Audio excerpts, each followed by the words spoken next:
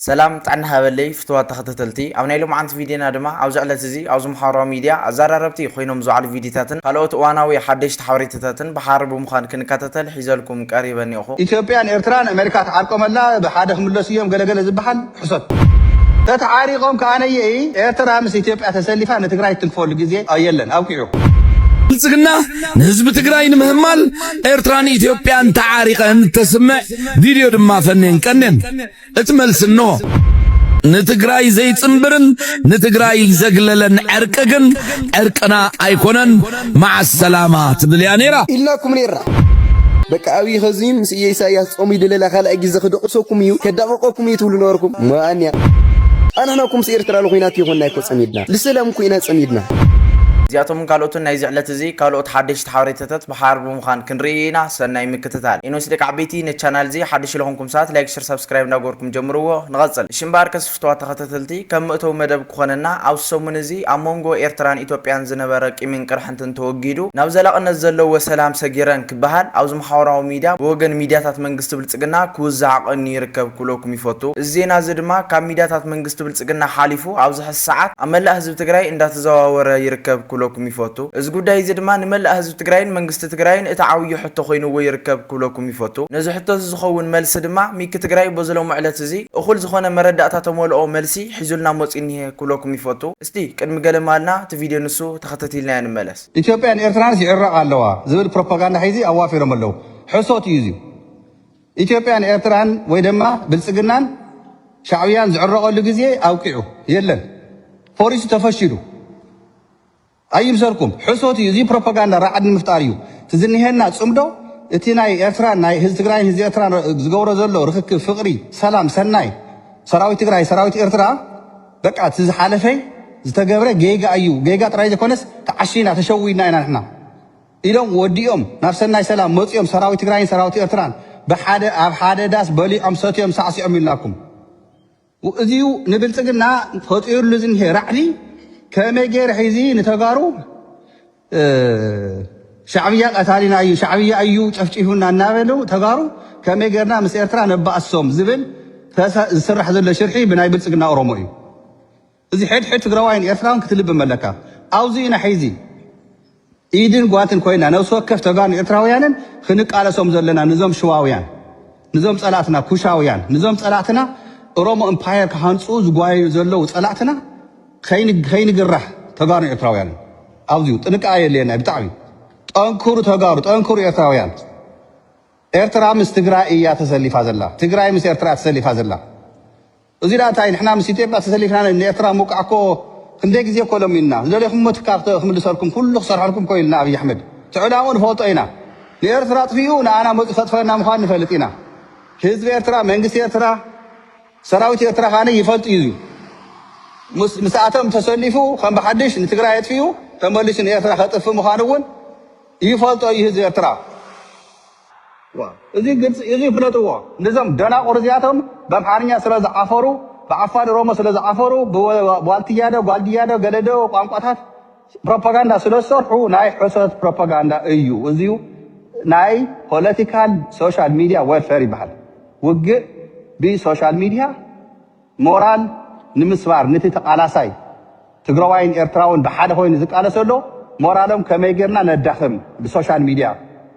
إلهم يوم وافيرهم زلو سلازي كاين عشو تجارو كاين عشو إرتراويان عشا تقراوي عشا إرتراوي لن زق حدا زباندا زخونة تقراوي إرتراجنا يسانه بس برسقنا مسألتنا هوين السرع ذيك النصرة كلنا أدو إرترا أدو تقراوي جن عشا تولدن زي كان قلتيو سلازيو إثيوبيان إيرتران أمريكا تعاركم الله بحادهم ملسيهم قلقل زبحان حصد تتعاريقهم كأنا يي إيرترا مس إثيوبيا تسلفها نتقرأي تنفول الجزية أيلن أو كيو هاجرة تقرأي خدكون تقرأي إيا إيرترا أو قلنا تسلف هذا الله زخونة نجر بلسقنا أو تقرأي إذا جورا نجر خويناتكم بزخونة نجر إيرترا كم تتنكفتيو أو تقرأي زخونة نجر زجبر أو إيرترا زخونة نجر زجبر خلتيو حزبي بحادة تسلفو خمكتي خكالسي بحادة أو حادة شروط تسوء حزبي صباح نقول إيرترا تتنكفها خم تقرأي تتنكفتنا نحسبها صباح نقول حزب إيرترا منجس إيرترا سراويت إيرترا تقرأي تتنكفها إيرترا خم تتنكفتيا ትረአ ብዓይኒ ኤርትራዊ ስለዚ እዚ ክልቲኡ ህዝቢ እዚ ክልቲኡ ሰራዊት እዚ ክልቲኡ መንግስቲ ናይ ትግራይ ናይ ኤርትራን ድሕሪ ሒዚ ዝፈከርኩም ተፈከርኩም ዝበልኩም ተበልኩም ዝሓሰኹም ተሓሰኹም ዝፈላለ ህዝቢ ኣይኮነን ዝፈላለ ዕላማ ዝሓዝናዮ ሒዚ ብሓደ ክንዕወት ብሓደ ክንዕብል ብሓደ ብሰላም ክንነብር ተወሰነ ውሳኔ ናይ መራሕቲ ትግራይ ናይ መራሕቲ ኤርትራን ቅድም ኢሎም ተዝገብርዎ መሐሸና ነይሩ ሒዚ ግን ተወሲኑ ተወዲኡ ኣብቲ ቃልስኻ ነለን ኣብ ጎኖም ኣለና ኣየኹም ስለዚሁ እዚ ቀበጥበጥ ናይ ብልፅግና ዕላማ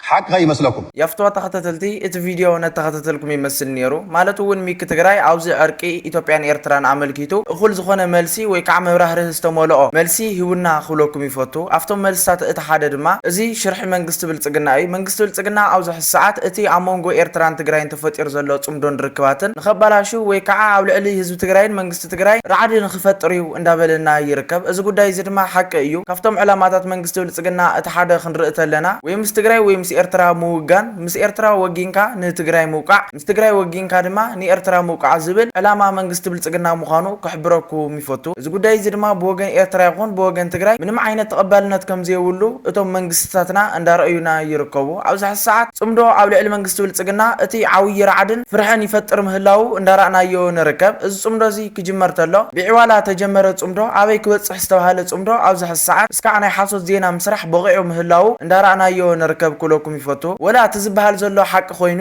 ኤርትራ ምስ ኢትዮጵያ እንድሕር ዳእታ ዓሪቃ ኤርትራ ምስ ኢትዮጵያ ሓቢራ ኣብ ልዕሊ ህዝቢ ትግራይን መንግስቲ ትግራይን ምንም ዓይነት መጥቃዕቲ ኣይትፍጽምን እንዳበለና ይርከብ እዚ ጉዳይ እዚ ድማ ሓቂ እዩ ኩለኩም ይፈቱ እዚ ኣብ መንጎ ትግራይን ኤርትራን ኮታስ ኣብ መላእ ቀርኒ ኣፍሪካ ዝካየድ ዘሎ ጽምዶን ርክባትን ንትግራይ ናብ ዝለዓለ ደረጃ ዘብጽሕ ዳ እምበር ብሓሶት መንግስቲ ብልጽግና ኣብ መንጎ ኤርትራን ትግራይን ኩናት ንምፍጣር ከም ዘይኮነ ክሕብረኩም ይፈቱ ሽምባር ከስፍቷ ተኸታተልቲ እዚ መልሲ እዚ ናይ ሚክ ትግራይ መልሲ እዩ ኩለኩም ይፈቱ ኣወልሲ ድማ በዝሎም ዕለት እዚ ነዚ ሓሶት መንግስቲ ብልጽግና ወይ ከዓ ኢትዮጵያን ኤርትራን ተዓሪቀን ዝብል ብወገን መንግስቲ ብልጽግና ክውዛዕ ዝቐነየ ዜናታት እኹል ዝኾነ መልሲ ኣወል ሲዒድ በዝሎም ዕለት እዚ እንዳሃወሉ ይርከብ እስቲ ከም ሰዕብ ተኸታቲልና ንመለስ ብልጽግና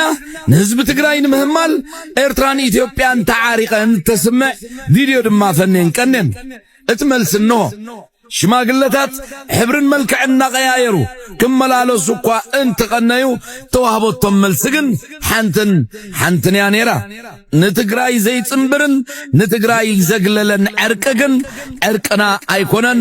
ማዕ ሰላማ ትብል ያ ነይራ ሽምባር ከስፍቷ ተኸታተልቲ እቲ ቪድዮ ነተኸታተልኩም ይመስል ነይሩ ማለት እውን ኣወል ሲዒድ ኣብዚ ሰዓት እቲ ብወገን መንግስቲ ብልጽግና ዝመፀ ሓሶታት እኹል ዝኾነ መልሲ ይህወሉ ምህላው እንዳራእናዮ ንርከብ እቲ መልሲ ድማ ንትግራይ ዘየካትት ዕርቂ ኣይንቕበሎን ወይ ከዓ ንትግራይ ዘግልል ዕርቂ ኣይንቕበሎን ክብል ይስማዕ ዘሎ እዚ ጉዳይ እዚ ድማ ብወገን ኤርትራን ትግራይን እቲ ብጣዕሚ ዝሕጉስ ብስራት እዩ ኩለኩም ይፈቱ ከምዚ ዝፍለጥ እዚ ዜና እዚ ብወገን መንግስቲ ብልጽግና ምስተሰምዐ ትግራይ ብኤርትራ ተኻሒዳ እንዳተባሃለ ክውረ ወይ ከዓ ክውዛዕ ቀንዩ ኩለኩም ይፈቱ ንዑ ስዒቡ ድማ ኣብዚ ሰዓት ኣወል ሲዒድ እኹል ዝኾነ መልሲ ከም ዝሃበ እንዳራእናዮ ንርከብ ንትግራይ ዘየካትት ዕርቂ ምንግዜም ኣይንቕበሎን ወይ ከዓ ኣብ ዝኾነ ይኹን ግዜ ኣይንቕበሎን ክብል እንዳተሰምዐ ይርከብ እዚ ድማ ብጣዕሚ ዝሕጉስ ብስራት እዩ ኩለኩም ይፈቱ ኣመንጎ ትግራይን ኤርትራን ተፈጢር ዘሎ ጽምዶ ብኸምዚ ዓይነት ሓሶታት ከም ዘይብተን እንዳራእናዮ ንርከብ ኩለኩም ይፈቱ እስቲ እዚ ኸብራና ናፍ ዝቕጽል ቪድዮ ንስገር ቀፂልና ንርኾ ቪድዮ ከዓ ሓደ TDF ሓውና ኣብዚ ናይ ዝዓወል ዘረባ ተደሪኹ ዝሃቦም ሓሳባት እንሂው እስቲ ከም ስዕብ ንከታተል ኢልናኩም ነይርና ንማን ግን ኣዊኹምና ይኸው ኣሚንኩም ደኸዝኸ ካብ ባዕሎም ኢሳያስ ነቂ እዩ በቃ ሓደ ግዜ ምስ ትግርኛ ልናገር ጸሚደ ኣለኹ ዕርቂ ሕሸኒ ኩናት የድልየኒ ኢሉንዮ አለቀ እቱል ህዝብ ትግራይ ለምንድን ነገር ልስራሕ ወጥርግን ፈሽሉን ይኸው ህዝብ ትግራይ ጠፋኹም ወደምኩም ትውልና ኖርኩም ይኸው በቃ አዊ ኸዚም ኢሳያስ ጾም ይደለላ ካልአ ግዜ ክደቅሶኩም እዩ ከዳቆቁም ይትውሉ ኖርኩም ማንያ አናናኩም ኤርትራ ለኹይናት ይኾና ይኮ ጸሚድና ለሰላም ኩይና ጸሚድና ሙስኡ ተሓቢርና ኩይናት ለኽንከፍት ይኾና ይኮ ጸሚድና ሙስኡ ተሓቢርና ግን ሰላም ለኽንገብር ድንበሩ ሒዙ ሱቅ ለኽብለልና ተረዲኩም ዲዩ በቃ ተሓቢርና ከም ሕዋት ኮፍ ንኽብሊና ተጻሚድና ቤ ልኩይናት ከም ቱቲ ልጎሮ ደም ለኽንፋሰስ ይኾና ተጻሚድና ደቅና ይመቻችሁ። የፍትዋ ተኸታተልቲ ኣብዚ ጉዳይ እዚ ብወገን TDF ዝወሃብ ዘሎ ሓሳባት እንዳሰማዕኹሞ ይርከብ ኩለኩም ይፈቱ ንሕና ንሰላም ኢና ተጻሚድና ዳ እምበር ክልቲኣዊ ሓበራዊ ጽምዶ ብምፍጣር ንኻሊእ ፓርቲ ንምውቃዕ ኣይኮነን ወይ ከዓ ትግራይን ኤርትራን ተጻሚደን ንኢትዮጵያ ወይ ከዓ ንመንግስቲ ብልጽግና ምውቃዕ ኣይኮነን ንሕና ሓበራዊ ዝኾነ ሰላም እዩ ኣራኺቡና ንሱ እውን ዝፈላለየና እንዳበለ እንዳተሰምዐ ይርከብ እዚ TDF ሓውና እዚ ጉዳይ እዚ ድማ ብጣዕሚ ዝሕጉስ ብስራት እዩ ኩለኩም ይፈቱ ኣቶም ኣብዚ ሰዓት ኢትዮጵያ ምስ ኤርትራ ተዓሪቃ እጫ ትግራይ እንታይ እዩ ሞይትኩም ማስሕንኩም ማትውሉ ዝነበርኩም ሰባት ድማ እኹል ዝኾነ መልሲ ረኺብኩም ኣለኹም ክብል እዚ TDF ሓውና ትርር ዝበለ መልእኽቱ እንዳመሓላለፈ ይርከብ ኩለኩም ይፈቱ እስቲ ኣብዚ ጉዳይ እዚ እንታይ ሓሳብ ወይ ከዓ ርእይቶ ኣለኩም ንዝብል ኣቦታ ኮመንት ተቐምጡለይ ብትሕትና ይላዎ እሽምባር ከስፍትዋ ተኸታተልቲ እዚ ካብራና እስቲ ናብ ዝቕፅል ቪድዮ ንስገር ቀፂልና ንርኾ ቪድዮ ከዓ ኣብዚ ዕለት እዚ ብዛዕባ እዚ ዕርቂ ኢትዮጵያን ኤርትራን ኣመልኪቱ ጆርዶ ድራር በዝሎም ዕለት እዚ ሓሳቡ ወይ ከዓ ርእይቱኡ እንዳገለጸ ይርከብ ኩለኩም ይፈቱ እስቲ ከም ስዕብ ንከታተል ብልጽግና ንክልተ 3 ዓመት መመላእታ ክሳብ ዝስልችወና ንልኡላውነትና ዝደፍር ዘረባ ክዛረብ ጸኒዩ ሕጂ ተመሊሱና ኣስመራ ኸይዱ ምስ ኤርትራ ክሰርሕ ወይ ክላዘብ ክብል ከሎ ፀርፊ ኮይኑ ዝስማዓና ነይሩ ነቶም ኣብ ሚድያ ካቨር ንገብሮ ዝነበርና ግን ኤርትራ እንድሕሪ ትምርጫ ናተይ እሱ እንድሕሪ ኢላ መንግስቲ ኤርትራ ካብቲ ንሕና ዘይንሪኦ ሓበሬታ ርዩ እዚ እውን ዕርቂ ክግበር ኣለዎ ዝብል እንድሕሪ ኮይና ንድግፈ ኢለኩም እየ ኣነ እቲ መንግስቲ ኤርትራ ካባይ ንላዕሊ ሓበሬታ ስለ ዘለዎ ነቲ ኩነታት ኣነ ዘይርዮ ስለ ዝርኢ ዘሎ ኣብዚ ኩነታት እዚ ሰላም ምስ ወላ ምስ ኣብ ኢትዮጵያ ዘሎ መርሕነት እንድሕሪ ኢሉ ቅቡል ይባይ እዚኣ ናተያ ብዙሓት ትቃወሙኑ ትኽእሉ ኢኹም ግን ናተያ እዚኣ ኣነ ዝብል ዘለኹ ኣነ ዘለና ሓበሬታ ድሩት እዩ ካባይ ንላዕሊ ዝርእይዎ ነገር እንተሎ ኮይኑ ንጥቕሚ ህዝቢ ኤርትራ እንድሕሪ ኮይኑ ንናፅነትን ንርግኣትን ንሰላምን ንረብሓ ኤርትራ እንድሕሪ ኮይኑ እንታይ ይብል ኣሎ ኣብዚ ልኡኽ እዚ ሚኒስትሪ ጉዳያት ወፃኢን ናይ ወፃኢ ምትሕግጋዛትን ሓላፊ ዝኾነ ዶክተር ባድር ኣብጥላቲ ናይ ግብፂ ማለት እዩ እንታይ ኢሉ ኣሎ ንናይ ኤርትራ ልኡላውነትን ግዛእታዊ ሓድነትን ሙሉእ ብምሉእ ንድግፍ ክደግመልኩም እየ ናይ ኤርትራ ናፅነትን ልኡላውነትን ግዛእታዊ ሓድነትን ሙሉእ ብምሉእ ንትንክፍ ንድግፍ ክብል ከሎ ንዓቢ ቀይሕ ካርዲ ዘርእዮ ዘሎ ምክንያቱ ንልኡላውነት ናይዚ ሃገር ዝትንክፍ ኣይንቐበልና እዮም ዝብሉ ዘሎ ካልኣይ ድማ እዚኣ ፅቡቅ ጌርኩም ተረድዋ መብዛሕትና ንርዳእ ኢና ግን ክንደግማ ደጋጊምና ክንዛረበላ ዘለና ኢና ምሳና ዝሰርሕ ሃገር ኤርትራ ምስ ሽርክነት ትገብር ሃገር